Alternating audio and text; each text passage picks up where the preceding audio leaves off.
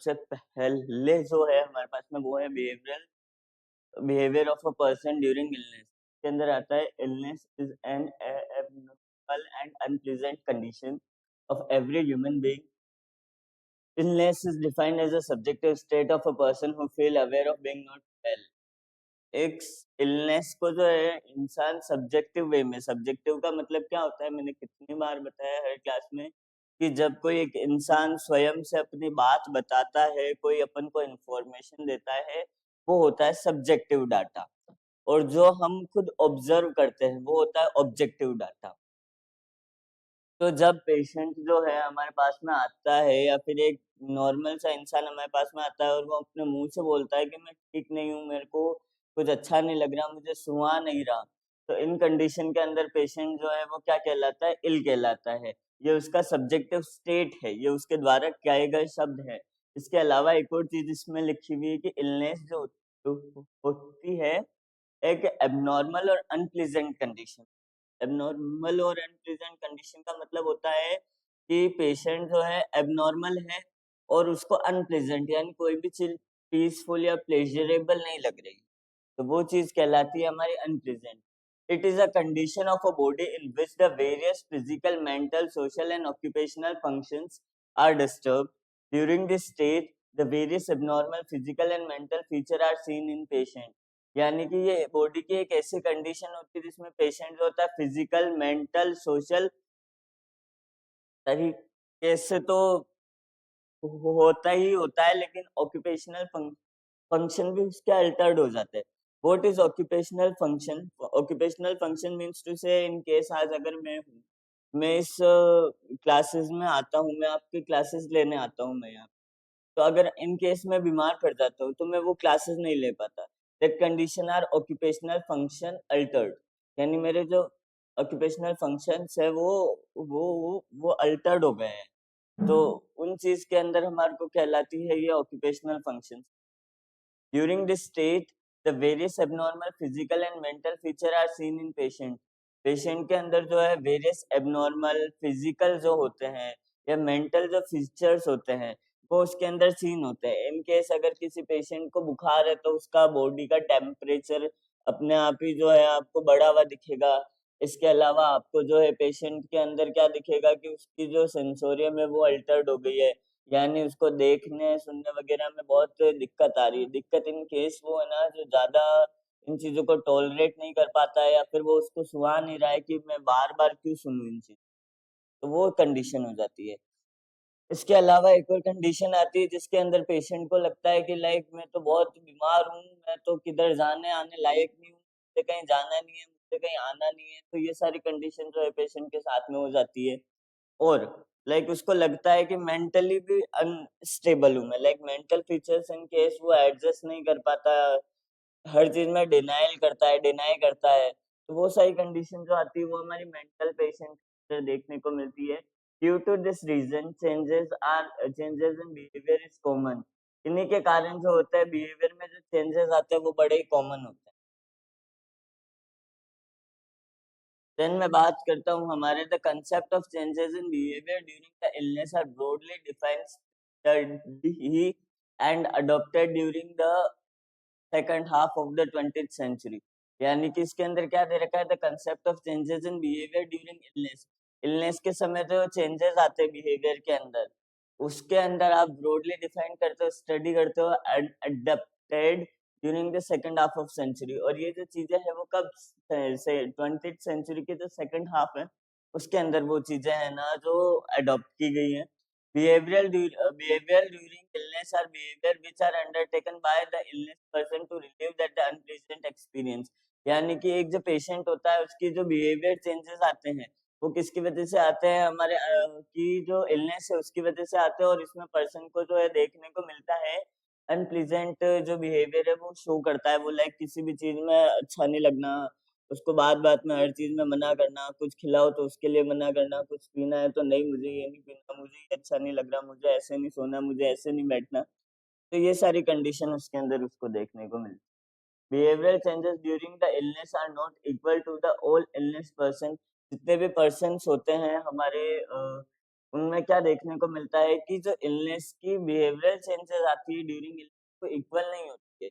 किसी की इम्यूनिटी बहुत अच्छी होती तो वो हर चीज को अडेप्ट कर लेते कि लाइक ये मेरे को चलेगा, कोई दिक्कत नहीं है, मैं काढ़ा पी लूंगा, मैं कुछ खा लूंगा बिना दवाई के मैं ठीक हो जाऊँ। कुछ होते हैं जिनको दवाई की जरूरत होती है, कुछ होते हैं जो सोचते हैं कि बिना इंजेक्शन के तो मैं ठीक ही नहीं हो सकता। तो ऐसे पर्टिकुलर अपनी अपनी पॉइंट ऑफ व्यू होते हैं जिनके थ्रू जो है पेशेंट को लगता है कि मैं ऐसे ऐसे चेंजेस आ रहे हैं बिहेवियर में, और वो हम ऑब्जर्व करते हैं एज ए नर्स। हम भी ऑब्जर्व करते हैं कि लाइक 3 पेशेंट है, तीनों को अलग अलग जो है बेड पे लेटाया है, सेम कंडीशन है तीन, इसको भी बुखार आई है, इसको भी और इसको भी।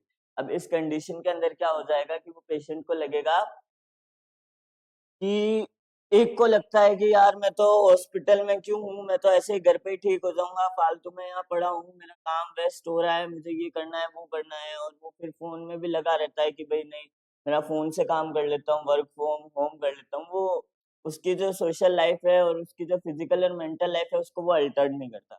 एक जो होता है वो फुल्ली डिपेंडेंट हो जाता है फिजिकली तरीके से कि नहीं नहीं, तो ये भी नहीं कर पाता, मुझे तो खाना भी हाथ में लाके दो और मुझे तो पानी की ग्लास भी मुझे खुद पकड़ाओ।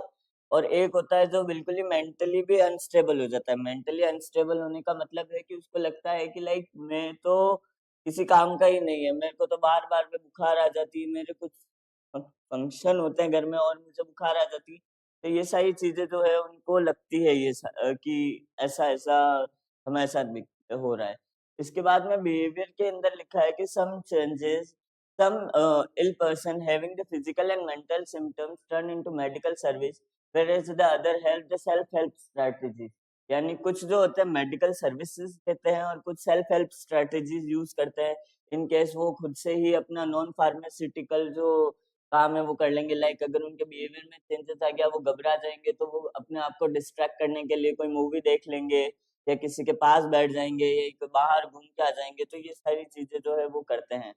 इसके अलावा हमारे एक और चीज लिख रखी यहाँ पे, some ill persons may decided to demise symptoms। और कुछ जो इल पर्सन होते हैं वो क्या करते हैं कि हमारे सिम्टम्स को जो है डिमाइज कर देते हैं। सिम्टम्स को डिमाइज करने का मतलब होता है सम इल पर्सन में decided to demise the symptoms. यानी कि जो सिम्टम्स होते हैं उनको खत्म करने का सोचते हैं कि लाइक अगर मेरे को बहुत सारी डिजीज हुई है, तो मेरे को सर दुख रहा है, तो मैं सो जाऊंगा थोड़ी देर, सर बंद हो जाएगा। अगर मेरा पेट दर्द कर रहा है तो मैं कोई काढ़ा पी लूंगा, या फिर मैं ना जो घर की जो होम रेमेडीज होती हैं उनके इस्तेमाल से ठीक हो जाऊंगा। लेकिन उनको मेडिकल सर्विसेज नहीं लेनी होती। और कुछ होते हैं जो पर्टिकुलरली मेडिकल सर्विसेज लेते हैं। देन हम बात करते हैं कौन कौन से ऐसे फैक्टर्स होते हैं जो हमारी जो इलनेस है उसको अल्टर्ड करता है, जिनमें सबसे पहला जो हमारा फंक्शन आता है वो आता है हमारे factor affecting illness behaviour, age and sex of ill person. यानी पर्टिकुलर पर्सन की जो एज क्या है वो भी डिसाइड करती है और उसका जो जेंडर है वो भी उसको डिसाइड करता है। Then premorbid physical mental social health status of person. यानी कि जब वो बीमार नहीं हुआ था तो उससे पहले उसकी फिजिकल मेंटल और सोशल जो कंडीशन है वो कैसी है, और इसके अलावा उसकी जो सोशल हेल्थ स्टेटस है वो कैसा है। Nature and severity of disease, यानी कि जो डिजीज हुई है उसको वो कितनी सीवियर है, या फिर अगर उसको जो पर्टिकुलर डिजीज हुई है उसके साइन सिम्टम्स क्या आ रहे हैं। Then availability and the effectivity and diagnostic and therapeutic health services being provided to the ill person. यानी कि उस पेशेंट को जो है डायग्नोस्टिक और थेराप्यूटिक लेवल में कितनी अवेलेबिलिटी है कि हर चीज अवेलेबल हो जाएगी, या फिर उसको जो है पर्टिकुलर थेरेपेटिक चीजें मिल जाएंगी। ये सारी चीजें भी वहाँ हमारे को देखने को। इसके अलावा adjustability of a person, person की जो एडजस्टेबिलिटी है, लाइक वो हर सिचुएशन में कैसे खुद को ढाल सकता है, वो भी डिसाइड करता है कि पर्टिकुलर उसको इलनेस हो गई है या कोई पर्टिकुलर डिजीज भी हो गई है, तो वो उसमें खुद को कैसे संभालता है, वो चीज भी डिपेंड करती है।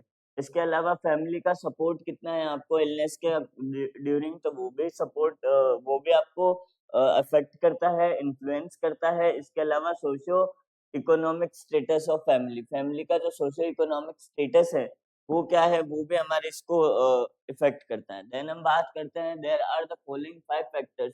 ये पांचों जो है डायनेमिकली है, यानी डायनेमिक मतलब है ये एक के बाद एक पे डिपेंड है।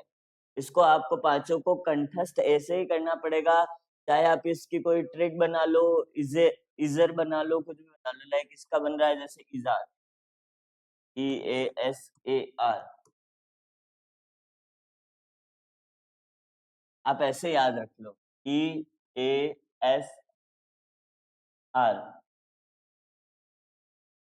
ये आपको ऐसे याद करने पड़ेंगे, लाइक आपको ऊपर नीचे नहीं लिख सकते कि आपने थर्ड वाला पहले लिख दिया, फर्स्ट वाला बाद में लिख दिया, नहीं, first second third fourth fifth जैसे है वैसे के वैसे ही आपको याद करने पड़ेंगे। सबसे पहले आता है हमारे experiencing the abnormal symptom by the person, person के द्वारा एबनॉर्मल सिम्टम्स एक्सपीरियंस होंगे, फिर वो खुद को सिक समझेगा, फिर तीसरे पे आएगा उसको जो है मेडिकल ट्रीटमेंट जरूरत होगी तो वो उसके लिए सर्च करेगा। उसके बाद में assuming dependent patient role, patient का जो रोल है उस पर डिपेंड करेगा। लास्ट में जो है restoration of health and rehabilitation, health और रिहेबिलिटेशन है उसको रिस्टोर करेगा। तो ये आपको ऐसे का ऐसे याद करना है। Let's move to our first word that is experiencing abnormal symptom by the person. सबसे पहले जो है इस बिहेवियर के अंदर ऐसा होगा कि पेशेंट को खुद पे लगेगा यार मेरी यार तबीयत ठीक नहीं, आज मेरे को कुछ तो हो रहा है। अब उसको क्या क्या हो रहा है, सबसे पहले उसको होगा सर दर्द। जरूरी नहीं है कि ये है जो कि आपको अगर सर दर्द हो रहा है तो रीजन नहीं, इनमें से पर्टिकुलर आपको साइन सिम्टम देखने को मिलेंगे कुल मिला के ये है। तो चाहे वो हेडेक हो, चाहे आपके एक्सट्रीमिटीज जो हाथ पैर है उनमें दर्द हो, कमर में दर्द हो, पीठ में दर्द हो, इसके अलावा आपके जो एब्डोमिनल पेन है, पेट में दर्द हो है, इसके अलावा नोजिया यानी कि आपका जी मचलाता है या जी मचलता है, इसके अलावा वॉमिटिंग, उल्टियां होना, रनिंग नोज का मतलब होता है यहाँ पे कि आपको जो है रनिंग नोज यानी कि तो डायनोरिया होता है वो हो जाएगा। नेजल डिस्चार्ज जिसको हम कहते हैं, abnormal discharge from I and year, year या फिर आंखों से भी पानी वगैरह आना, या एबनॉर्मल जो डिस्चार्ज होते हैं वो निकलना, तो वो सारी चीजें जो है हमारी कहलाती है क्या, ये फर्स्ट वाले जो आते हैं। इसके अलावा इचिंग हुआ, कॉन्स्टिपेशन या डायरिया, कफिंग, स्नीजिंग, रेस्टलेसनेस, ये सारे सिम्टम्स जो है, अब जरूरी नहीं है कि ये सारे सिम्टम्स आएंगे ही आएंगे एक साथ, इनमें से कुछ भी आ सकते हैं। If this symptom do not subside then the patient assume sick role which are the second step of behavioural illness. Like अगर कफ आ रही है, एक दिन आई तो वहाँ कुछ हो गया होगा, या छींक आई तो हाँ कुछ धूल मिट्टी चली गई होगी उसके लिए, रेस्टलेसनेस हो गए, हाँ कुछ हो गया, हाँ मतलब लाइक बहुत काम किया ना आज इसलिए थकान हो रही है। लेकिन अगर ये चीज आपको परसिस्टेंटली 4 दिन 5 दिन 6 दिन तक देखने को मिलती है तो आप समझ जाते हो कि नहीं नहीं ये तो ज्यादा हो रहा है, परसिस्टेंट हो रहा है और ये सबसाइड भी नहीं हो रहे हैं, तो यानी कि मैं तो इल पर्सन, ये कंडीशन है। देन आता है दूसरे नंबर पे हमारे assumption of sick role by the person, जिससे पहले है if abnormal physical and mental symptom remain continue then the person feel himself sick and now he start thinking that he cannot perform various physical social and occupational activities, he defined himself as being sick। तो ये इसके अंदर क्या लिख रखा है कि अगर एक पेशेंट जो है एबनॉर्मल फिजिकल और मेंटल सिम्टम्स को देखता है और वो उनके जो सिम्टम्स है वो कंटिन्यू रहते हैं, तो उस कंडीशन के अंदर क्या हो जाता है कि पर्सन फील हिमसेल्फ सिक, पर्सन को खुद को लगता है कि वो सिक है, पर्सन को खुद को लगता है कि वो सिक है, and now he started to think that he can not perform the various physical social and occupational activities. यानी कि उसको लगता है कि अब मैं पर्टिकुलर फिजिकल सोशल या फिर जो ऑक्यूपेशनल एक्टिविटीज है वो परफॉर्म नहीं कर पाऊंगा। ही डिफाइंड हिमसेल्फ एज बीइंग सिक, और वो खुद से जो है सिक होने का, खुद को सिक होने का जो है वो डिफाइन कर देता है। he gave up he gives up various activities of daily life and sick role, वो अपने जो काम है वो ही नहीं करता, वो कहता नहीं नहीं आज मेरे से ये नहीं होगी क्योंकि मैं तो बीमार हूँ। He frequently talk to his family members and relative regarding to abnormal feature, he focuses on symptoms। वो बार बार सबसे बातें करता है, यार मम्मी मेरे तो पेट में दर्द हो रहा है, पापा मेरे तो आज सर में दर्द हो रहा है, भाई यार मेरे तो जी मचला रहा है, मुझे तो कुछ अच्छा ही नहीं लग रहा। वो परसिस्टेंटली अपने जो फैमिली मेंबर्स हैं उन सबसे जो है वो बातें करने लग जाता है, या फिर उन सबसे जो है वो क्या करने लग जाता है कि शेयर करने लग जाता है कि मेरे तो आज ऐसा हो रहा है, मेरे तो वैसा हो रहा है। इसके अलावा एक और चीज आती है कि लाइक पेशेंट को खुद को लगता है कि मैं जो पेशेंट को लगे नहीं लगे वो अपन को ही देख के पता चल जाएगा, ये तो सिर्फ अपने सिम्टम्स के ऊपर ही फोकस कर रहा है, लाइक उसका पूरा ध्यान कि हाय मेरा सर दुख रहा है, हाय मेरा पेट दुख रहा है, तो वो उसी चीज में लगा रहेगा।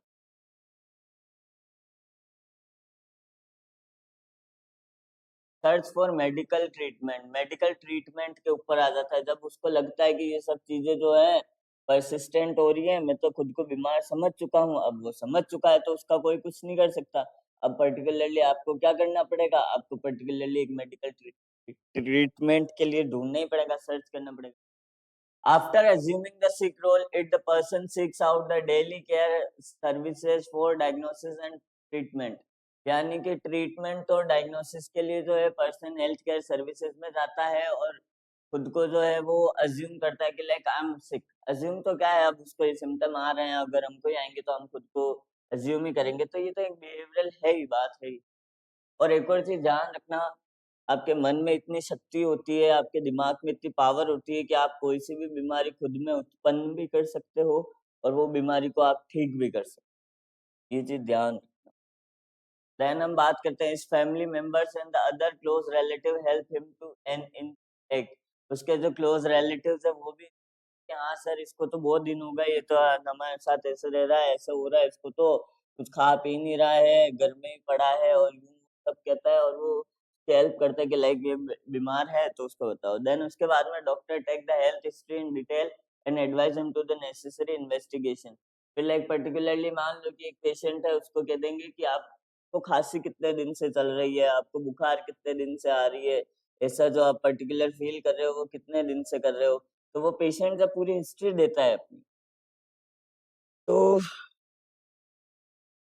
वो हिस्ट्री देने के बाद में उसको लगता है कि लाइक अच्छा ठीक है, अब ये सारी चीजें हैं, तो डॉक्टर उसको पर्टिकुलर इन्वेस्टिगेशन डायग्नोसिस के लिए कि आप ये जांचें करा लो।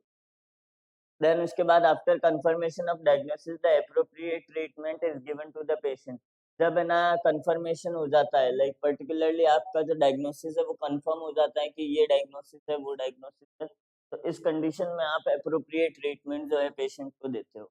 देन आता है during this phase the illness is also talk to ill person also talk to the doctor regarding to the fear anxiety and doubt. अपने जो पर्टिकुलर डाउट होंगे या पर्टिकुलर वो एंग्जाइटिस होगा कि यार डॉक्टर मुझे तो ऐसा ऐसा हो रहा है, कहीं मेरे साथ कुछ बुरा तो नहीं हो जाएगा, ये चीज। इसके अलावा उसको जो फियर, किसी का डर है कि लाइक ये सिम्टम्स मुझ में ज्यादा दिन तक आ गए तो मैं क्या करूंगा, तो ये पर्टिकुलरली जो सारी चीजें हैं हमारे में देखने को मिलती हैं।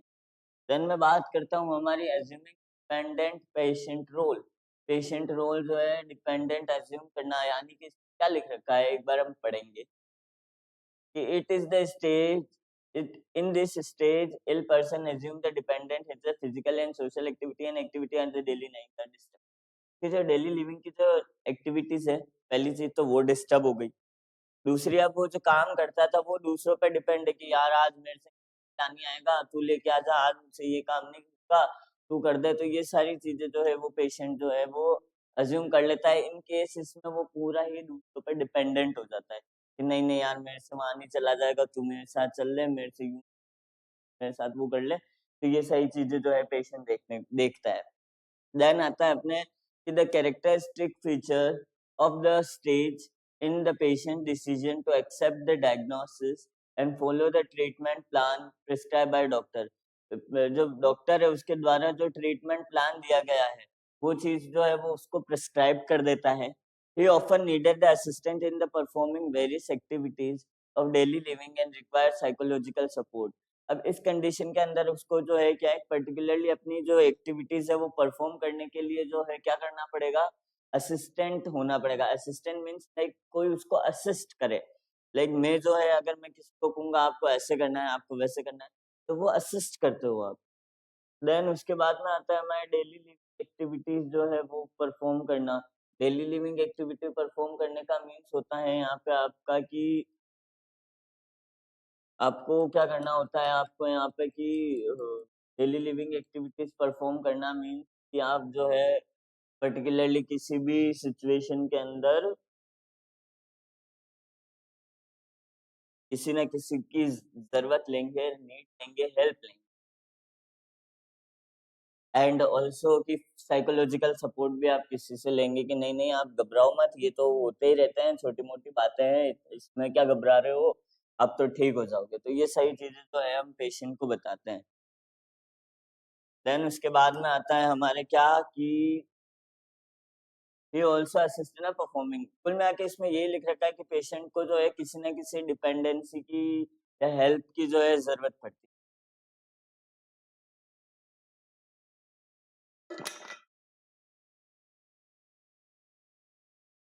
देन हमारे पास में जो आता है वो आता है depending upon the severity and the nature of illness the may be.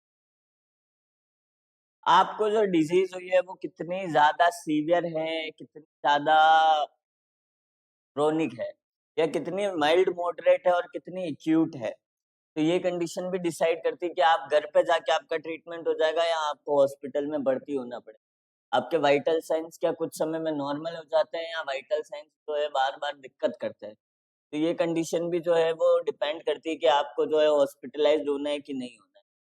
Then इसके बाद में इफ द सिम्टम, अच्छा ये चीज आप तो घर पे भी देखते हैं कि किसी को अगर बुखार आ जाती करते हैं कि भाई हॉस्पिटल ले जा रहे हैं, तो वो कहते हैं कि भाई आप तो हॉस्पिटल में भर्ती हो जाओ।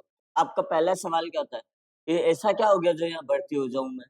नहीं मैं तो भर्ती नहीं होऊंगा, मैं तो घर पे ही ठीक हो जाऊंगा, आप तो ऐसे ही दवाइयां दे दो। ये चीजें रहती है कि वो आप सीवियरिटी आप खुद ही अज्यूम कर लेते हो, लाइक मेरे बिहेवियर से मुझे अपने बिहेवियर में ही आ जाता है कि मेरे को तो इतना ही समय लगेगा ठीक होने में, वो आपको खुद को एक बार के लिए पता चल ही जाता है।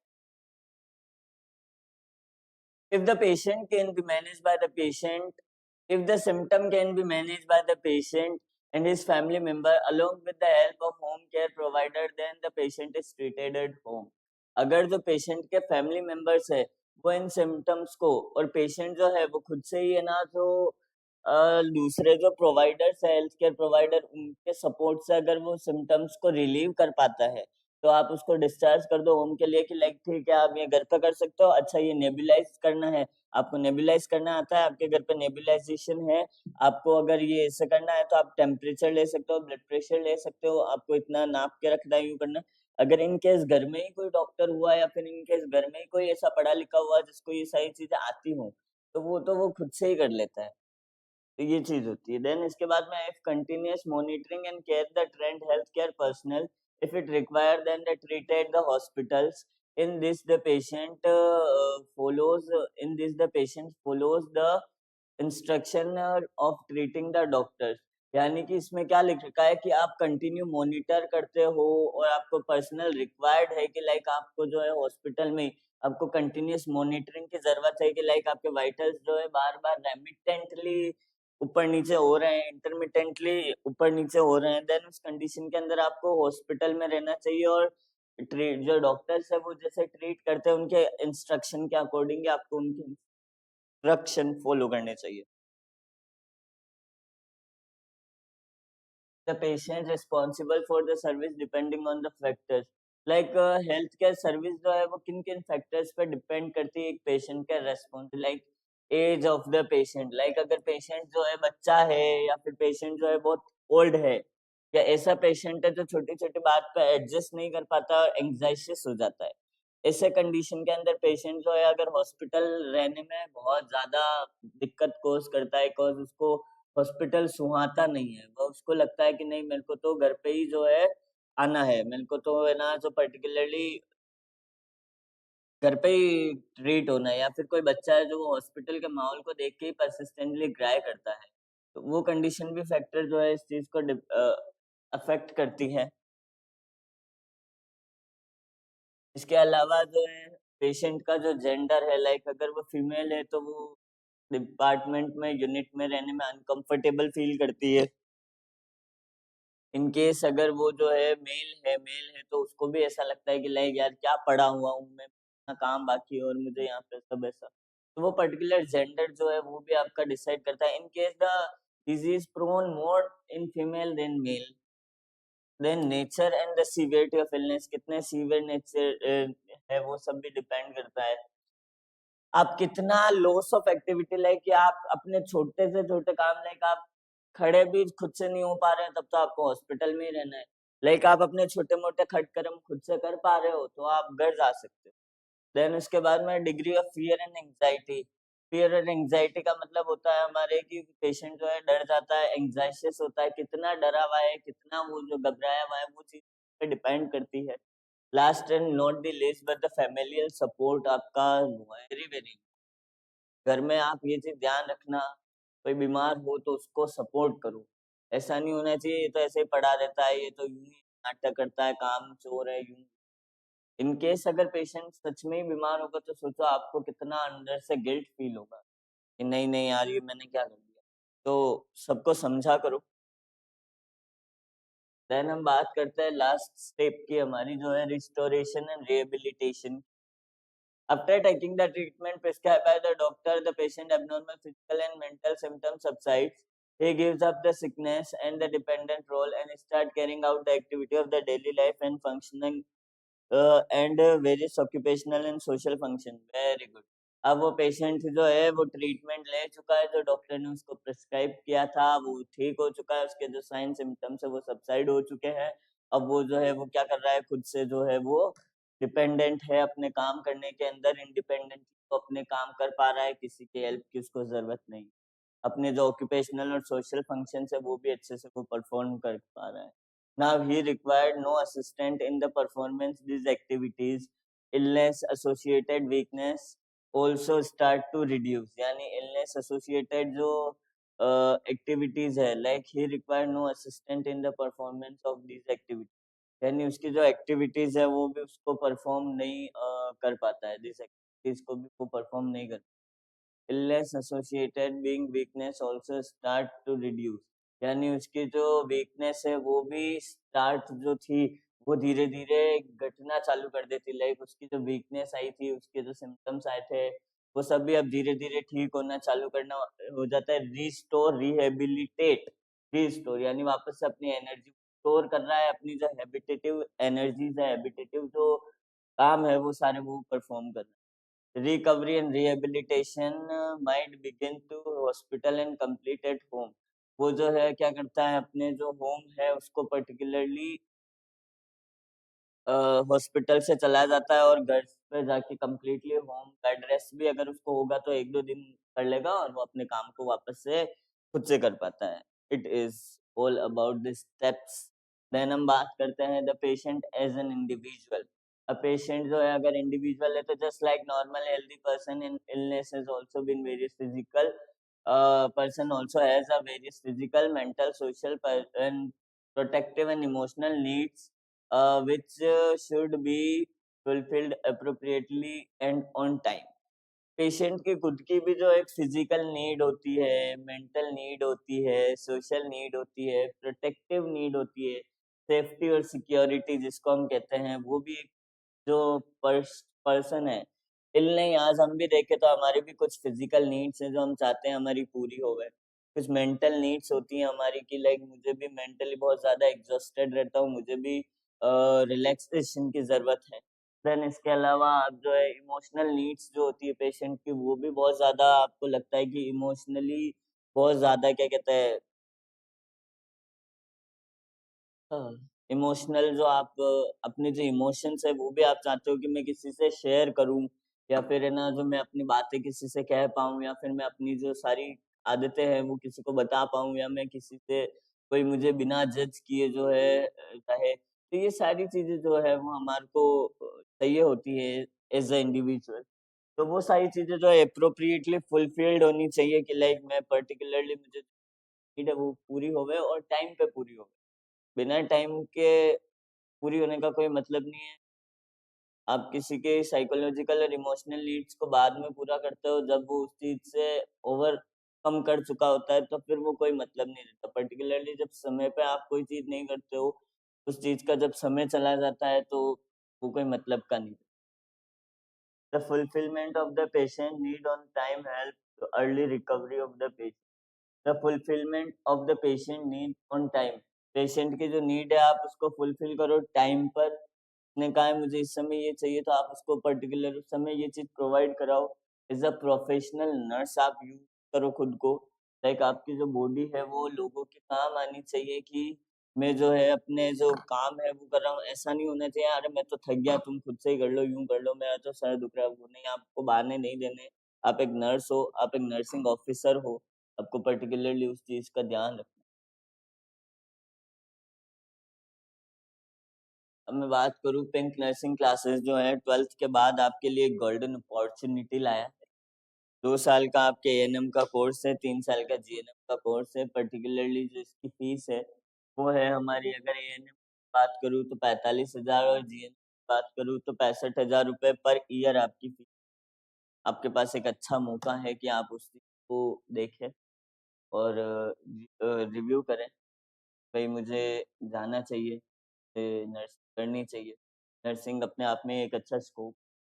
नेक्स्ट हम बात करते हैं various need of the ill patient in the mutual, like physical need की बात करें कि फिजिकल नीड के अंदर क्या क्या जरूरत हो सकती है उस पेशेंट को, तो रेस्पिरेटरी नीड होती है उसको, मेटाबॉलिक नीड होती है।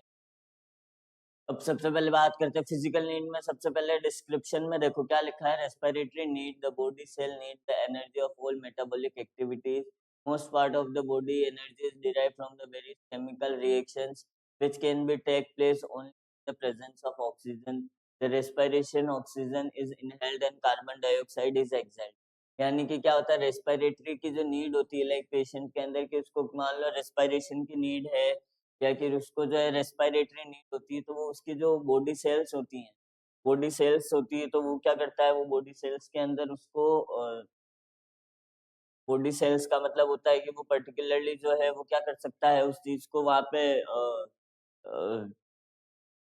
नीड ऑफ बॉडी सेल्स, तो बॉडी सेल्स का मतलब है यहाँ पे कि हमारी पर्टिकुलर बॉडी सेल्स है, ब्लड सेल्स है, उनको ऑक्सीजन की नीड होती है। मेटाबॉलिक वेरियस केमिकल एक्टिविटीज भी अगर हम कराएं, मेटाबॉलिक एक्टिविटीज भी अगर वो होती है हमारे इसके अंदर, तो वो क्या करती है कि आपको ना अलग अलग एनर्जी डिराइव होती है, चाहे वो एटीपी से होवे या फिर है ना ग्लाइकोज ग्लाइकोल लाइसिस ग्लाइकोन्यूजेनेसिस, अलग अलग जो बायोकेमिकल रिएक्शंस होती हैं उनके थ्रू हमारी बॉडी के अंदर जो है एनर्जी का फॉर्मेशन होता है। एक तो एनर्जी के लिए, दूसरा जो है आपकी ऑक्सीजन की नीड जो है वो पूरी होनी चाहिए, फुलफिलमेंट होनी चाहिए। और इस समय जो है रेस्पिरेशन जो है, ऑक्सीजन जो है आप इनहेल करते हो और कार्बन डाइऑक्साइड जो है वो एक्सहेल करते हो। तो ये सारी चीजें जो है यहाँ पे हमारे को देखने को, measure ऑफ फुलफिलमेंट के अंदर आता है, for fulfilling the respiratory need of the patient and maintaining the normal gases exchange. अब इसके अंदर सबसे पहले अगर हम बात करें कि इसको फुलफिल करनी होगी, तो आप सबसे पहले तो पेशेंट को काम और कंफर्टेबल एनवायरनमेंट प्रोवाइड करो, जिसके थ्रू वो क्या होवे कि रिलैक्स होवे और उसका जो नॉर्मल रेस्पिरेशन का जो पैटर्न है वो मेंटेन रहे। इसके अलावा ऑक्सीजन रिच एनवायरनमेंट दो, क्लॉस्ट्रोफोबिक नहीं होना चाहिए। दूसरा है avoid over crowding, over crowd जो है उसको आप अवॉइड करो क्योंकि ज्यादा रश के अंदर आपको जो है अनकंफर्ट लगेगा। तीसरा, आप कंफर्टेबल जो पोजीशंस होती हैं बेड के ऊपर, आप उसको मेंटेन रखिए। उसको मेंटेन रखने का मतलब होता है कि आप जो है पर्टिकुलरली जो अपनी सिचुएशंस हैं उनको मैनेज कीजिए। If it is not contraindicated then provided the Fowler's position. अगर ये सारी चीजें जो है अगर कॉन्ट्रा इंडिकेटेड नहीं हो, तो उस समय आप फॉलोअर पोजीशन प्रोवाइड कराओ जो रेस्पिरेशन में the bestest position on bed है। The position make the gases exchange easy and effective, ये हमको पता है। देन हम बात करते हैं, if there is accumulation of the secretion like in the respiratory tract then perform the tracheobronchial suction and clear the airway। अगर आपको लग रहा है कि आपकी जो रेस्पिरेटरी ट्रैक्ट है उसके अंदर किसी प्रकार से जो है सिक्रेशंस जो है वो एक्यूमुलेट हो गए हैं, इकट्ठा हो गए हैं, तो उस कंडीशन में जो है आप ना जो ट्रेकियोब्रोंकियल सक्शन करो और इस ट्रेकियोब्रोंकियल सक्शन के थ्रू जो है आप एयरवे को क्लियर करो। Then increase the hydration of the patient if it knows contraindicated. और आप जो है पेशेंट का जो हाइड्रेशन लेवल है उसको भी जो है इंक्रीज करो अगर वो कॉन्ट्राइंडिकेटेड नहीं, लाइक उसको फ्लूइड ओवर डेफिसिट नहीं हो जाए, ओवर फ्लूइड नहीं हो जाए, तो उस चीज में भी आप ध्यान रखो। Perform chest physiotherapy. Chest physiotherapy का सबसे अच्छा तरीका है, किसी को भी चेस्ट फिजियोथेरेपी देनी हो सबसे पहले उसको उल्टा बिठा दो, देन उसके जो अपने हाथ है उसको इस प्रकार से कर्व्ड कर लो, देन उसकी पीठ पे जो है आप ऐसे ऐसे ऐसे ऐसे ऐसे ऐसे ऐसे पर्टिकुलरली टैप करो। पर्टिकुलरली जब आप ऐसे ऐसे टैप करते हो तो उससे क्या होता है कि अंदर जो है एक वैक्यूमेटेड जो वैक्यूम होता है, लाइक आप ऐसे अगर आप करते हो तो वो वैक्यूम अपने आप ही एक एयर प्रेशर पड़ता है। इसके अलावा ब्लड सप्लाई जो है वो भी अंदर अच्छी लंग्स में पहुंचती है, प्रेशर नॉर्मल होता है। अगर ये सब चीजें भी कॉन्ट्राइंडिकेटेड हो और कॉन्ट्राइंडिकेटेड नहीं हो फिर भी पेशेंट सही नहीं हो, लास्ट में आपको oxygen therapy, artificial O2 therapy देनी होती है, चाहे नेजल कैन्युला से दो, चाहे नेजल कैथेटर से दो। देन इसके बाद में न्यूट्रिशनल नीड प्रोवाइड करानी होती है। तो न्यूट्रिशनल नीड ये पूरे चार्ट को अच्छे से रट लेना। एनसीपी किधर से भी पूछा आप अगर ये की ये चीजें हर एनसीपी लिख देते तो आप पास हो। It's just like a healthy person, food and water is essential for the ill person also. Deficiency of water can cause the dehydration. बिल्कुल सही बात है कि नॉर्मल जो पर्सन होता है उसको भी खाने की जरूरत होती है, उसको भी पानी की जरूरत होती है। तो इन चीजों के लिए तो इल पर्सन को तो और ज्यादा जरूरत है। अगर आज मैं हेल्दी हूँ तो मेरे को अगर आप शाम तक खाना मत दो और मेरे को क्लासेस लेनी पड़ जाए तो मैं कल फील करूंगा। लेकिन अगर मेरे को एनर्जी बराबर खाने और पानी से मिलती रहेगी तो फिर मैं हाइड्रेटेड रहूंगा और मैं न्यूट्रिएंट रिच रहूंगा तो मैं अपना काम अच्छे से कर पाऊंगा।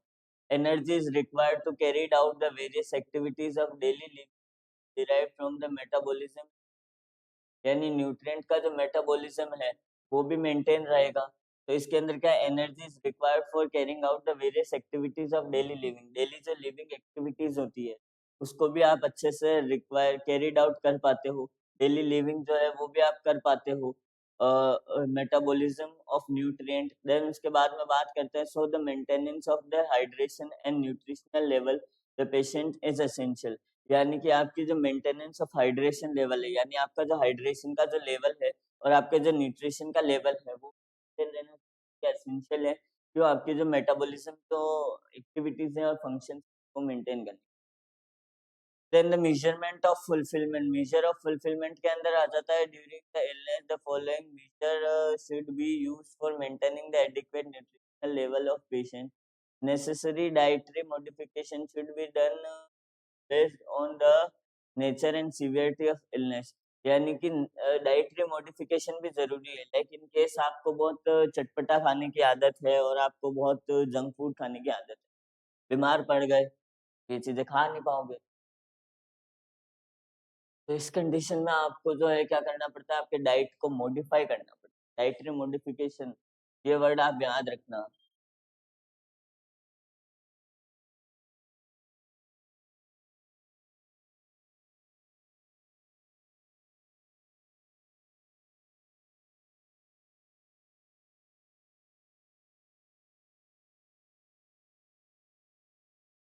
इसके अलावा एक और चीज याद रखनी है हमारे को, साइकोलॉजिकल सपोर्ट।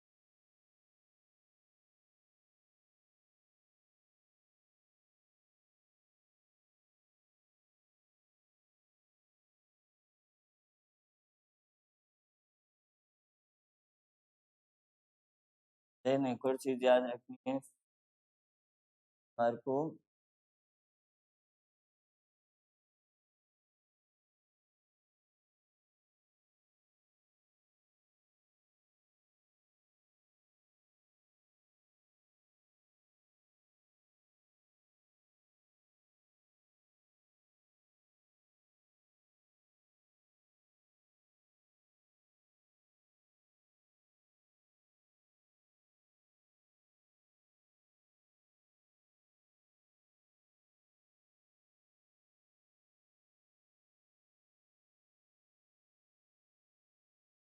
यानी कि देखो क्या है, डाइटरी मॉडिफिकेशन का मतलब होता है कि आप आपके खाने में चेंजेस लाओ। देन दूसरा जो वर्ड है हमारे सामने दैट इज साइकोलॉजिकल सपोर्ट, और लास्ट में जो हमारा क्लियरिंग मिथ एंड क्वेरीज, यानी आपकी जो मिथ है, आपकी जो क्वेरीज हैं, ये सारी चीजें जो है आप चेंज करो। लाइक आपको पर्टिकुलरली जो है किसी चीज की जरूरत नहीं होनी चाहिए कि आपके पेशेंट जो है अगर कोई घबरा रहा है, अगर उसको नॉलेज डेफिशिएंट है, तो इन कंडीशन के अंदर जो है आप पेशेंट को एक अच्छे से पर्टिकुलरली क्वेरीज जो है उसको क्लियर करो, क्योंकि सामने वाला जो आया है उसने नर्सिंग नहीं की है, आपने नर्सिंग की है। आपको पर्टिकुलर डिजीज के बारे में पता है, आपको उसके साइन सिम्टम्स के बारे में पता है, आपको उसका जो चेंजेस होंगे वो क्या-क्या होंगे, आप उसका मैनेजमेंट आपको पता है। तो नहीं पता है तो हम आगे और पढ़ेंगे। ऐसा मत कहना कि सर मेरे को क्या पता? तो वो हम एमएसएन में पढ़ने वाले हैं। This is what MSN is for. तो वो सारी चीज़ें इसमें आ जाती हैं, क्लियरिंग मिथ कर देते हैं। तो ये सारी चीज़ें हमारे को ध्यान रखनी। ये 3 आप हर एक डिज़ीज़ के मैनेजमेंट में छापोगे अच्छे नंबर, इसीलिए लिखा है मैंने। देन लिखा हुआ है इसके अंदर हमारे पास में क्या कि energy is required for carrying out the various activities of the daily living which derive from the metabolism of the nutrient, the maintenance of the hydration and the nutritional level of the patient is वो की वही चीजें hydration और nutritional level को manage. Then इसके बाद में measurement के लिए क्या-क्या आ जाता है, तो वो देखो नेसेसरी डाइटरी मॉडिफिकेशन हुआ। अब वो बेस्ड ऑन सीवियरिटी और नेचुरलिटी ये चीज़ तो याद रखनी है कि वो आप कितने सीवियर हो, आपका जो डिज़ीज़ है उसका नेचर क्या है, उसके ऊपर डिपेंड करता है। Then the patient's diet should be light, nutritious and easily digestible. आपकी जो डाइट है वो है ना लाइट होनी चाहिए, हल्की होनी चाहिए और उसमें पर्टिकुलर सारे न्यूट्रिएंट भी होने चाहिए। और इजीली डाइजेस्टेबल होना चाहिए। इजीली डाइजेस्टेबल का मतलब होता है कि आप आराम से उसको खा पाओ, उसको जो है पचा पाओ। ऐसा नहीं हो कि खाने के बाद और एक तो पहले ही बीमार हो रहे हो और ऊपर से आपको जो है और कुछ हो जाए। इसके अलावा the serve in a attractive manner, ऐसा नहीं होना चाहिए खाने को देखते ही सर टकरा जाए, अरे यार ये क्या रख दिया मेरा। तो ऐसा नहीं होना चाहिए, आप उसको पर्टिकुलरली अच्छे से सर्व करो। इसके अलावा स्मॉल फ्रीक्वेंट डाइट, ये वर्ड याद रखना। मील जो होनी चाहिए फ्रीक्वेंट होनी चाहिए और स्मॉल होनी चाहिए, ये चीज याद रखना। इसके अलावा आ जाता है during the meal time avoid performing unpleasant and painful procedure. ऐसा नहीं होना चाहिए कि वो खाना खा रहा है और उसको यूरिनरी इनकॉन्टिनेंस, तो उस समय आप कैथेटर लगाओ, इंजेक्शन लगाओ, ड्रिप चढ़ाओ, तो ये चीजें ध्यान रखना। ऐसे काम हमारे को प्रोसीजर जो है उस समय नहीं करने, आराम से खाना खाने दो। देन उसके बाद में insufficient client take the nutrient caused by the water and electrolyte and the nutritional imbalance। इसके अंदर क्या ले रखा है कि उसके जो वाटर और इलेक्ट्रोलाइट इम्बैलेंस है वो भी हमारे को मेंटेन करना बहुत जरूरी है। कैसे करेंगे? मेन्यू के अंदर प्लान करोगे कि पेशेंट को क्या पसंद है क्या नहीं पसंद है। देन उसके बाद में आप उसको है ना जो अगर कॉन्ट्राइंडिकेटेड नहीं हो तो प्लेंटी ऑफ फ्लूइड्स प्रोवाइड कराओ कि आप उसको चाहे नारियल पानी दो, चाहे आप उसको पर्टिकुलरली जो उसका फेवरेट फ्रूट है उसका जूस प्रोवाइड कराओ। प्लेंटी का मतलब होता है पर्टिकुलरली कि प्लेंटी ऑफ फ्लूइड का मतलब होता है जितना बॉडी की रिक्वायरमेंट है उतना। देन इसके अलावा कि भाई ज़्यादा ओवर नहीं करना है। In severe cases when the patient are, ऐसा नहीं हो उसको तो कोल्ड कॉफ़ी पीनी है, वहाँ पे गला पहले ही खराब है, वो कहते हैं मेरे को तो कोल्ड कॉफ़ी पीनी है, सर तो कहता है लाइक्स डिसलाइक पूछ लो, उसको तो कोल्ड कॉफ़ी और बर्गर खाना है, तो ऐसा नहीं होना चाहिए, पर्टिकुलरली न्यूट्रिएंट रिच डाइट होनी चाहिए।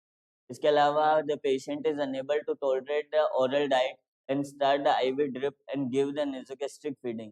यानी कि आप जो है पेशेंट को जो है वो टॉलरेट करते हो कि ओरल डाइट जो है वो देनी। इसके अलावा जो आईवी ड्रिप है वो चालू कर दी या फिर नेसोगैस्ट्रिक फीडिंग जो है वो अगर चालू हो गई है, तो ये सारी चीज़ें जो है आपको मेंटेन रखनी है। In severe cases when the patient is unable to tolerate the oral diet and start the IV drip, यानी ओरल डाइट जो है वो देते हो या फिर आप जो है वो आईवी ड्रिप चालू कर देते हो पेशेंट की, या फिर नेज़ोगैस्ट्रिक फीडिंग जो है वो देते हो। तो ये सारी चीज़ें जो है आप कर सकते हो। अगर सीवियर पेशेंट हो जाता है कि वो ओरली नहीं कर पाए तो हमारे को एंटी ट्यूब वगैरह ही लगानी है।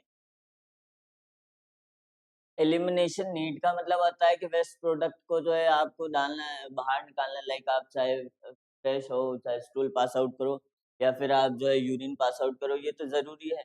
इन केस अगर सीवियर कॉन्स्टिपेशन और डायरिया हो गया तो हम उसमें जो है उसको पर्टिकुलरली जो है एंटी डायरियल जो कॉन्स्टिपेशन वाली जो दवाइयाँ हैं वो देंगे।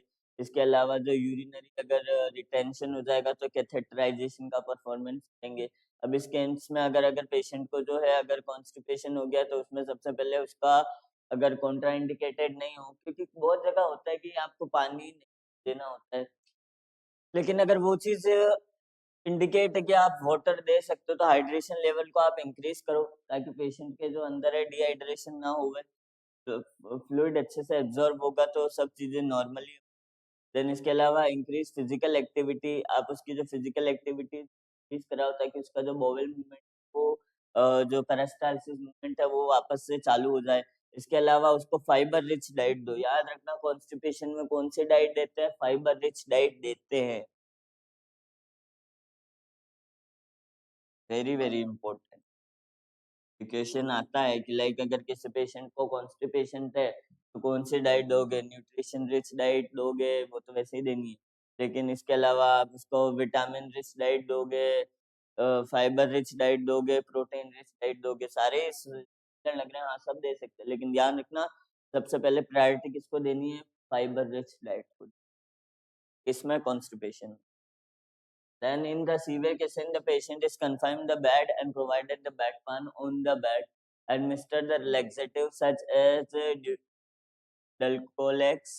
If हाँ, आपको अगर पेशेंट जो है वो किसी प्रकार से ज़्यादा सीवियर है कि भाई वो कॉन्स्टिपेशन जो है नॉर्मल रेमेडीज से सही नहीं हो रहा, तो आप उसको जो है लेग्जेटिव दो। लेग्जेटिव में जैसे एक दवाई आती है जिसको हम कहते हैं डल्कोलेक्स कहते हैं, आप वो प्रोवाइड कराओ। अगर बहुत ज्यादा सीवियर है तो एनिमा प्रोवाइड कराओ। दूसरा पेशेंट अगर यूरिनरी रिटेंशन वाला है तो सबसे पहले उसको प्राइवेसी दो। देन उसके पास में उसको कहो कि आप एक बार यूरिन पास आउट करो। अगर वो यूरिन पास आउट करने के अंदर जा नहीं पाता है और उसकी डिजीज सीवियर है तो आप उसको बेड पान जो है वो दे दो, या फिर यूरिनल प्रोवाइड करा दो कि भाई ले इसके अंदर वॉश टॉयलेट कर। तो अगर वो भी नहीं कर पाए तो इन केस लास्ट में हमारे को कैथेटराइजेशन करना पड़ेगा।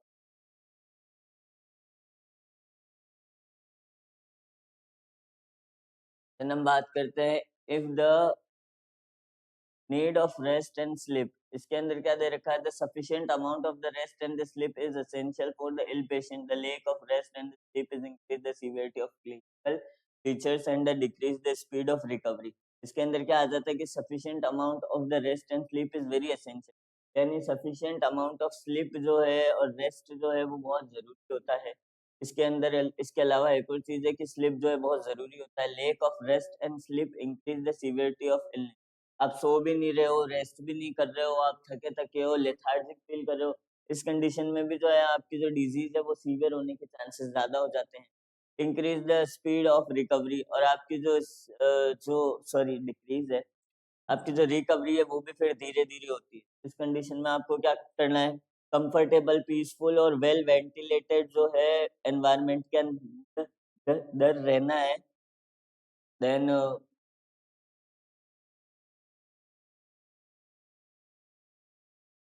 Do not disturb the patient while he is sleeping. जब पेशेंट सो रहा हो तो अब आप उसको डिस्टर्ब ना करें। Rub the back to make the patient comfortable. आप उसकी पीठ पे ऐसे हाथ फेर सकते हैं ताकि वो कंफर्टेबल फील करे। इसके अलावा स्विच द सॉफ्ट म्यूजिक। आप पेशेंट को अगर अच्छा लगता है तो आप उसको सॉफ्ट म्यूजिक सुनाइए, ताकि म्यूजिक भी अपने आप में एक थेरेपी होती है। Allow the patient to read a book if his general health status is allow. अगर उसकी जनरल हेल्थ स्टेटस अलाउ करती तो आप उसको कहो कि आपको अगर बुक पढ़ना पसंद है तो आप बुक रीड कीजिए। Provide the psychological support to reduce the anxiety level. Anxiety का जो लेवल है उसको रिड्यूस कीजिए, साइकोलॉजिकल सपोर्ट प्रोवाइड कराइए। Administer the sedative drugs if required. आप उसको जो है सेडेटिव ड्रग्स जो है वो प्रिस्क्राइब कीजिए अगर इनके ज्यादा रेस्टलेसनेस जो है क्या कहते हैं इंसोम्निक फील कर रहा है तो। इंसोम्निया का मतलब मैंने बता दिया था, लॉस ऑफ स्लीप। भूला मत करो यार। साइकोलॉजिकल नीड में आ जाते हैं हम। सबसे पहले जो है आपको उसकी रिलीफ करनी है, क्या एंजाइटी रिलीफ करनी है, तो उसके अंदर सबसे पहले तो आप डायग्नोस्टिक ऑफ ट्रीटमेंट बनाओ कि लाइक इसको डिजीज क्या है और इसका साइकोलॉजिकल जो मेंटल स्टेटस है वो आप देखिए। इसके अलावा पेनफुल प्रोसीजर अगर होगा आगे चल के, जो उसके जो फंक्शंस है उसमें डिस्टर्ब होंगे, तो उसके लिए आपको जो है आपको पहले उसको मेंटली प्रिपेयर करना है कि लाइक आपके इंजेक्शन भी लगेंगे, आपके कैथेटराइजेशन भी हो सकता है। आप उसको डराना नहीं है कि नहीं नहीं 1 हफ्ते सुई करना है। हमें पर्टिकुलरली जो पेशेंट है उसको दिखाना है कि आपको नॉर्मल रहिए, कि सारे प्रोसीजर अगर इन्वेसिव भी हो तो हम लिस्ट पेन आपके करेंगे और मोर कंफर्ट को जो है हम प्रमोट करेंगे। ऑक्यूपेशनल, इसके बाद में effect of family due to illness. Effect of family due to illness का मतलब होता है कि लाइक आप पेशेंट जो है उसको इलनेस जो है वो हो जाती है, तो उस समय आप पेशेंट को जो है वो क्या करो, effect of family to his illness, यानी कि फैमिली जो है उस पर क्या फर्क पड़ रहा है वो भी आप देखिए। लाइक कोई बच्चा है जो वो छोटा है, ज्यादा रेस्टलेसनेस से ज्यादा ही रोता है, तो पेरेंट्स अपने आप में ही वो फील करते हैं। Then provide emotional support to the patient. अब जो पेशेंट है उसको इमोशनल सपोर्ट प्रोवाइड कराइए। Do not leave him alone, आप उसको अकेला ना छोड़े। प्रोवाइड कंटिन्यूस केयर, आप उसको जो है कंटिन्यूस केयर प्रोवाइड कराइए। Patient should be assured that he is treated expert doctor and he will soon recover. Like आप उस पेशेंट को बताइए कि आप जल्दी से जल्दी ठीक हो जाएंगे, आपको चिंता करने की कोई जरूरत नहीं है। आप जो है बहुत अच्छे डॉक्टर के पास आए हैं, आपका यहाँ पे जो है अच्छा इलाज होगा। ये सही चीजें आप उसको बताइए। इसके अलावा पेशेंट को एक तो अलग अलोन मत छोड़ना, किसी भी पेशेंट को जो एंग्जाइटी फील कर रहा है, लाइक उसके एंग्जाइटी अटैक आने के चांस होते हैं। जब आसपास देखता है कि कोई नहीं है तो उस समय if the patient asks any question regarding to his illness, then do not ignore him and clarify his doubt. हाँ, सबसे जरूरी है कि आप पेशेंट आपसे कुछ पूछ रहा था, ऐसे नहीं मारे चुप हो जा, नहीं ऐसा नहीं करना। आपको जो पेशेंट ने पूछा है, आप पहले ये सोचो कि आप वो इतना मेंटली, अगर आपको उसका क्वेश्चन अच्छा नहीं लगा तो आप पहले खुद से क्वेश्चन करो कि क्या वो इतना मेंटली हेल्दी है कि वो मेरी उस चीज का जवाब दे पाएगा, या फिर वो इतना जो सवाल पूछ रहा है क्या वो इतना हेल्दी है कि वो उसको बुरा नहीं लगना चाहिए, या फिर उसको पर्टिकुलरली जो है ऐसा नहीं होना चाहिए कि मेरे साथ तो ऐसा कह दिया वैसा कह दिया। आपको गुस्सा नहीं आना चाहिए। मेन चीज तो ये कि आप उसके लेवल देखो कि भैया इतना लेवल उसका है नहीं कि भाई वो चीज को जवाब दे पाए, इसलिए उसने ऐसा किया है, कोई दिक्कत नहीं है, मुझे कोई प्रॉब्लम नहीं। तो ये चीज आपको ध्यान रखनी है। दूसरी चीज है provide the emotional support to the patient. Patient को जो है इमोशनल सपोर्ट प्रोवाइड कराओ। Do not leave him alone, आप उसको अकेला मत छोड़ो। प्रोवाइड कंटिन्यूस केयर, आप उसको कंटिन्यूस केयर प्रोवाइड कराओ। Patient should be assured that he is being treated by, वो की वही सही चीजें आ जाती है। लास्ट में आपको जो है उसके इग्नोर नहीं करना। देन नेक्स्ट बात करते हैं love belongingness. Need ill patient has the need to love and belongingness, understanding and acceptance and love receiving giving and the feeling belonging to the patient family. वो कि वही चीज आपके जो लव्ड वंस है, जिनसे आप प्रेम भाव रखते हैं, स्नेह भाव रखते हैं, उनको आप बुलाइए। एज अ गेस्ट आप बुलाइए। उनके जो छोटे छोटे जेस्चर होंगे उससे भी आपको खुशी मिलेगी, और जब आप खुश रहेंगे अंदर से तो अपने आप हील करेगी बॉडी। ये चीज ध्यान रखना। देन इसके अलावा unmet love and belonging need, isolation can cause loneliness.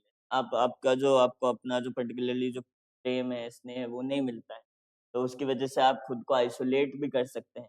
आपको आइसोलेशन की जरूरत होगी। अकेला जब पढ़ोगे तो अकेलेपन महसूस होगा, और इस समय से जो है पेशेंट जो है फिजिकल के साथ साथ इमोशनल विड्रॉल भी जो है वो करता है कि लाइक मेरे पास तो कोई है ही नहीं, और विड्रोवल मीन्स वो उस समय खुद को पलाए तो महसूस करता है कि कोई नहीं। Then provide emotional support to the patient and do not give him. आप जो है वो पेशेंट को जो है इमोशनल सपोर्ट प्रोवाइड कराओ, और पेशेंट को ना आप अकेला मत छोड़ो। Always call the patient by his name. Patient को जो है आप उसके नेम के थ्रू बुलाइए। Include the patient's family member and close relative in the patient care of the patient. यानी आप include the patient's family member and close relative the care of patient. अब पेशेंट की जो केयर है उसके अंदर उसके क्लोज जो रिलेटिव्स होते हैं, कि लाइक आप आइए, अगर आपसे ये अच्छा रहता है तो आप थोड़ी देर इनसे बताइए। Do not ignore the patient. Patient को आपको इग्नोर तो करना ही नहीं है, इग्नोरेंस तो बहुत बुरी चीज हो जाती है। Behave in the manner friendly. आप फ्रेंडली मैनर में आप उनसे बात कीजिए, लाइक अकड़ू बन के मत कीजिए, जैसा बात कर रहे हैं। Nurse should always have a smiling face, ये चीज तो याद रखना।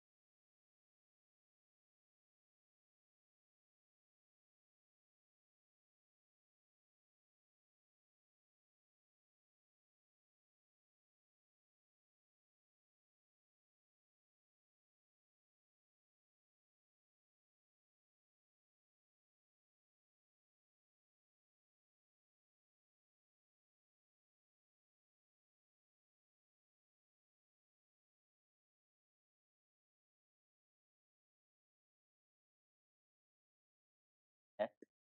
देन हम बात करते हैं हमारे कि respect the patient's value and believe help in meeting the self realising esteem need. या आप पेशेंट के साथ जो है एक तो फैमिली फ्रेंडली मैनर से बात कीजिए। के अलावा जो है एक और चीज हमारे को जो याद रखनी चाहिए या रखनी कि हमारे जो सेल्फ एस्टीम है आप उसको भी मेंटेन रखिए पेशेंट के साथ में कि लाइक आप उसके जो सेल्फ एस्टीम है कि नहीं आप ऐसे घबराओ मत, आप ऐसे घबराओगे तो कैसे काम चलेगा, नहीं नहीं ये चीज आनी चाहिए, ये आपको पता होना चाहिए। तो वो सारी चीजें जो है पेशेंट की फैमिली तो जो सेल्फ एस्टीम है आप उसको मेंटेन रखो। सेल्फ एस्टीम क्या होता है हमने साइकोलॉजी में पढ़ा है। Physical safety and emotional safety के बारे में बात करते हैं तो कि आप उसको गिरने मत दीजिए, जलने मत दीजिए, किसी भी हॉट एप्लीकेशन को डायरेक्टली अप्लाई मत कीजिए। और बहुत सारी चीज़ों का ध्यान रखिए कि आप पर्टिकुलरली जो है कि कैसे जो है पेशेंट को साइड रेल प्रोवाइड करा रहे हैं, आप उसको जो है कंफर्ट म्यूजिक प्रोवाइड करा रहे हैं, पर्टिकुलरली पोजीशन प्रोवाइड करा रहे हैं। अगर किसी पेशेंट को जो है इंजरी हुई है, वो सेमी कॉन्शियस या अनकॉन्शियस है, तो उस समय आप उसको ध्यान रखिए कि कोई शार्प जो है उसके आसपास ना हो कि भाई उसके कट लगने के चांसेस है, इंजरी होने के चांसेस है। इमोशनल सेफ्टी प्रोवाइड कराइए उसको, अगर वो घबराता है तो आप उसको रोकिए कि भाई आप घबराइए मत। इसके अलावा अगर मेजर फुलफिलमेंट की बात करें हम कि क्या-क्या होते हैं, तो सबसे पहले आ जाता है हमारे सबसे पहले तो कि उसको जो है एम्बुलेटिंग का कि लाइक आप थोड़ा घूमिए-फिरिए ताकि आप शांत महसूस करें, पर ऐसा भी मत कर देना कि दोनों ही टाँग टूट गई कि नहीं सर ने कहा था एम्बुलेट कराना है तो एम्बुलेट कराएँगे। इफ पेशेंट का शरीर अलाउ देन आप उसको करिए। हाँ। पेशेंट अनकॉन्शियस और सेमी कॉन्शियस है तो उसको अकेला मत छोड़िए। साइड रेल्स जो होती हैं, जो हमने पढ़ी है बेड के अंदर कैसी होती है साइड रेल्स, तो उसको आप ऊपर रखिए ताकि वो गिरे भी तो गिरे ना नीचे। इसके अलावा शार्प इंस्ट्रूमेंट को दूर रखना है। 5 आर जो हमने पढ़ा है राइट डोज़, राइट टाइम वगैरह वो सारी चीज़ें जो है आपको पाँचों रूल याद रख के पेशेंट को ड्रग देनी है। ड्रग मतलब दवाई देनी है, ऐसा नहीं है ड्रग दवाई दी है सर ने तो कहा था गांजा खा देते, ऐसा मत करना भाई। इसके अलावा provide emotional support to the patient, patient को जो है इमोशनल सपोर्ट आपको प्रोवाइड कराना है। इसके अलावा explaining the explain the regarding purpose and the process to win his confidence to performing. यानी कि आप उसको कॉन्फिडेंस दिलाए कि नहीं तुम ये कर सकते हो। उसकी जो छोटी-छोटी अचीवमेंट है आप उसमें उसको रिवॉर्डिंग बिहेवियर के थ्रू आप उसको सपोर्ट कर सकते हो। तो देने को नहीं है, ऐसा नहीं कि सर ने कहा है कि सर आपने तो कहा रिवॉर्ड देना है तो कहाँ से लाए इतने पैसे हम, हमको इतने से मिल रहे हैं, तो वो रिवॉर्ड नहीं होता। रिवॉर्ड होता है लाइक आप उससे हँस के बात कर लो, अरे वेरी गुड, अप्रिसिएशन अपने आप में सबसे बड़ा रिवॉर्ड होता है। इसके अलावा आप पेशेंट को जो है अगर उसकी कोई स्पिरिचुअल प्रैक्टिसेस हैं तो आप उसको परफॉर्म करने में इंकरेज कीजिए कि आप अपनी प्रेयर्स कीजिए, आप अपना जो रिचुअल है उसको फॉलो कीजिए। इसके अलावा उसको स्ट्रेंथ प्रोवाइड कराइए कि आपको जो चीज़ में स्ट्रेंथ चाहिए वो हम प्रोवाइड करा सकते हैं, उसकी स्ट्रेंथ बनिए। आप उसको नोज़ोकोमियल इन्फेक्शन से बचा सकते हैं जो उसमें aseptic technique, hand washing, article को स्टेराइल रखिए परफॉर्मिंग के प्रोसीजर के दौरान। आप उसके अलावा जो है कैप, मास्क, गाउन ये जो यूनिवर्सल प्रिकॉशंस हैं, प्रोटेक्टिव डिवाइस में ये यूनिवर्सल प्रिकॉशंस में भी आते हैं।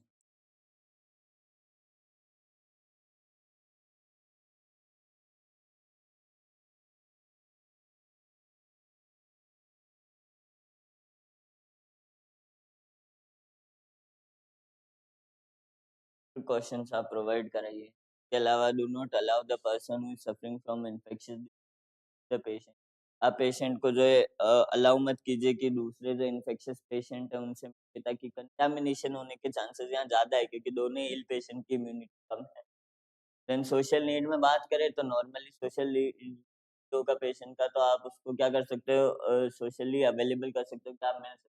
लेकिन आप इतना भी नहीं कि भाई सामने वाला खुद ही इतना बीमार है कि आप दूसरे जिनसे मिलने आएंगे उनको भी बीमार, ऐसा भी नहीं करना है।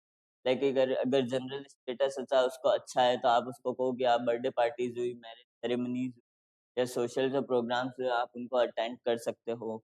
इसके अलावा if possible allow the patient to talk and discuss the friends neighbourhood community पर इट इज।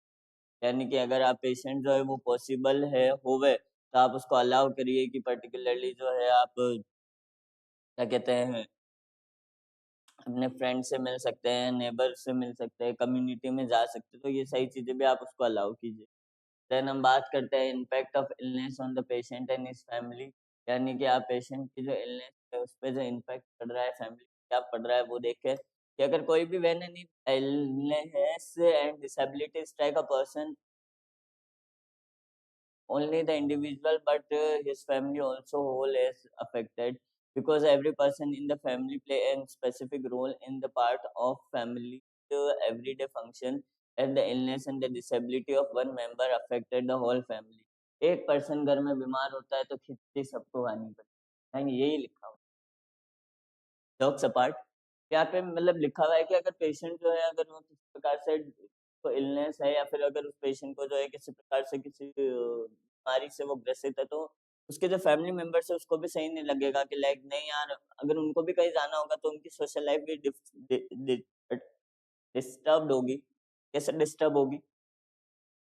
नहीं, जैसे मान लो आज मैं बीमार हूँ, मेरी मम्मी को कहा आपको वहाँ आना है, तो यार मेरा पूरा तो बीमार है घर पे, मैं नहीं आ सकता। तो उस चीज़ को भी हमारे को ध्यान रखना है, तो वो चीज़ भी आपको रखनी है कि भाई पेशेंट के जो अगर फंक्शनिंग है वो डिस्टर्ब है, तो फैमिली की एवरीडे तब होगी, आपको उसका ध्यान ज़्यादा रखना पड़ेगा, तो अपने काम को कॉम्प्रोमाइज़ करना पड़ेगा। The behavioural and emotional changes in the patient's family commonly experience the changes in body में family roles and family dynamics. Family के जो डायनामिक्स है, यानी एक दूसरे पे जैसे निर्भरता जो कहते हैं हम, इसके अलावा फैमिली का जो रोल है आपका, इसके अलावा आपकी जो बॉडी में कई चीज़ें भी अल्टर्ड कर जाती है, तो ऐसे ही आपको बिहेवियरल और इमोशनल चेंजेस आते हैं ये वाले। देन हमारे पास में कुछ है कि इम्पैक्ट जो है वो एक्सटेंड ना हो, तो वो कैसे करेंगे, वो कि वही चीजें वापस रिपीट हो रही है। Nature and severity of disease हुआ, सोशियो इकोनॉमिक कंडीशन, पैसे अगर अच्छे हैं तो जल्दी ठीक हो गए, कम पैसे हैं तो दवाई का जुगाड़ करना पड़ेगा, कहाँ पे ले जाएं, सरकारी हॉस्पिटल में ले जाएं तो वहाँ पे तो ढंग से ध्यान नहीं देते, प्राइवेट जितने पैसे नहीं है। वो सही चीजें भी जो है इम्पोर्टेंट होती है। इसके अलावा attitude of the family member toward the illness, patient का जो एटीट्यूड है वो भी देखो। family level of the patient, family level of functioning before the illness, यानी family level of function before the illness. Illness से पहले जो है आप पेशेंट की देखेंगे तो नॉर्मल रखिए कि लाइक हाँ फैमिली लेवल क्या है, वो पहले कैसा था वो आप अल्टर्ड करता है इस चीज, आप तो क्या ही रखो मतलब। हाँ ठीक है। Role of the role of the ill person in family and extent which are the other family can also absorb the illness person roles and responsibility.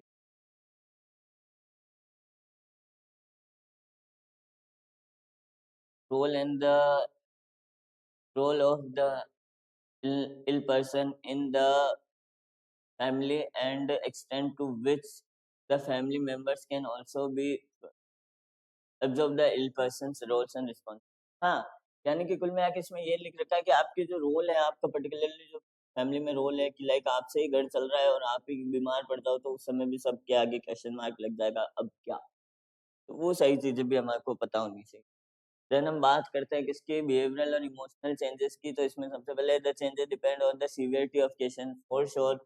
अगर अगर जो है माइल्ड इलनेस होगी तो थोड़े दिन के लिए आपके चेंजेस, लेकिन अगर चेंजेस जो है अगर सीवियर केस वाली है तो आपके चेंजेस जो है वो भी एक्सटेंसिव लेवल पे आएंगे। इसके अलावा behavioural and emotional seen in illness are anxiety, fear, anxiety हुआ या फिर फियर हुआ, इसके अलावा एंगर हुआ, विड्रॉल हुआ, डिनायल हुआ, तो ये सही चीजें भी जो है आपको ध्यान रखनी है पेशेंट में आपको देखने को। क्रोनिक केस के अंदर आपको जो है डिप्रेशन भी देखने को मिल सकता है कि ज्यादा दिन तक बीमार है कोई कैंसरस पेशेंट भी, तो अब मेंटल क्या होगा, क्या बेचता होगा उसका आप ही जानते हैं। Illness can cause interruption in the occupational functions which cause the reduction of the family income. Thus, the illness may result economic problem.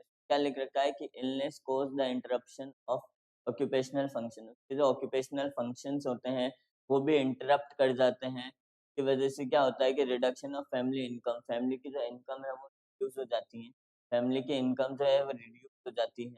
इसके अलावा थर्स द इकोनॉमिकल प्रॉब्लम भी आ सकती है, लाइक कमाने वाले मैं ही हूँ अगर घर में तो है घर टचवुड, लेकिन अगर कोई सामने है इंडिविजुअल की लाइक सामने एक कोई घर है जिसमें सिर्फ 2 जने रहते, पति बीमार हो गया तो वो घर में कमाने वाले ही हुए।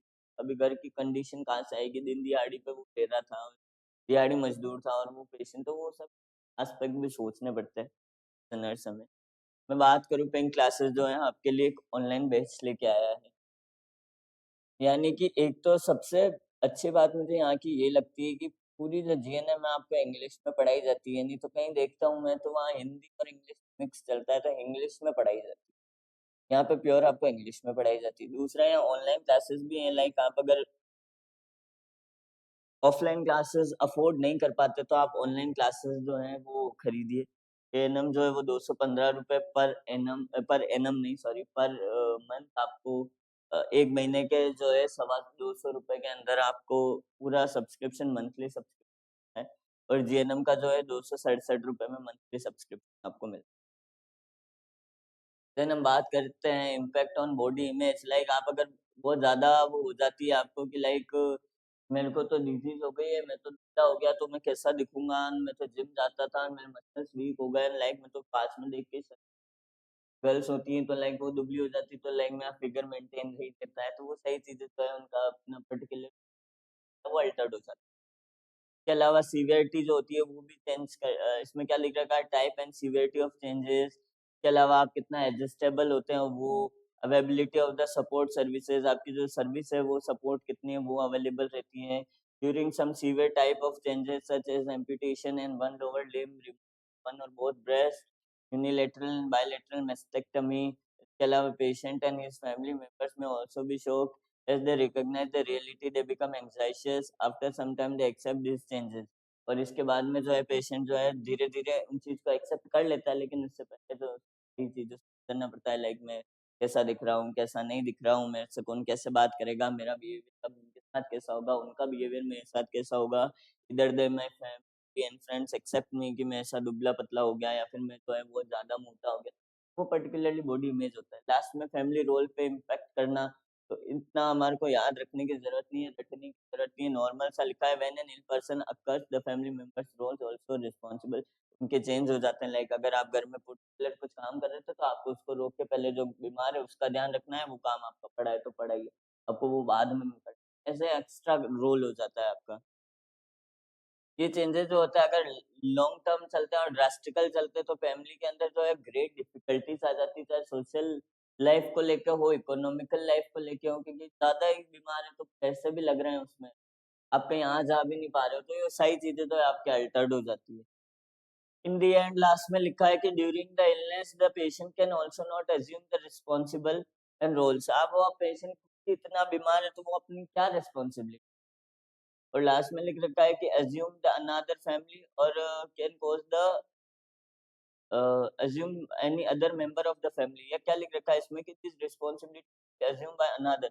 अब उसको काम नहीं कर रहा है तो कोई और तो करेगा, तो उसकी वजह से भी फैमिली में एंजाइटी जो है वो होगी। फिर मैं आके यही हमारा सब था। Thank you so much, I hope आपको ये क्लास अच्छी लगी होगी। थियोरटिकल है, मैं खाली वो जो 5 हमारे को स्टेप्स हैं वो नॉर्मली याद रखना, तो हमने इज़ार नाम से याद करा था, ट्रिक है वो एक, आपको वो अच्छे से आनी चाहिए। बाकी इसके अंदर इतना कोई ख़ास मुझे लगा नहीं कि कोई इतना भारी पड़ने का था। बट हाँ, हर चीज़ को हमने एग्ज़ सोशियोलॉजी की तरह इसको पढ़ा है। होप आपको समझ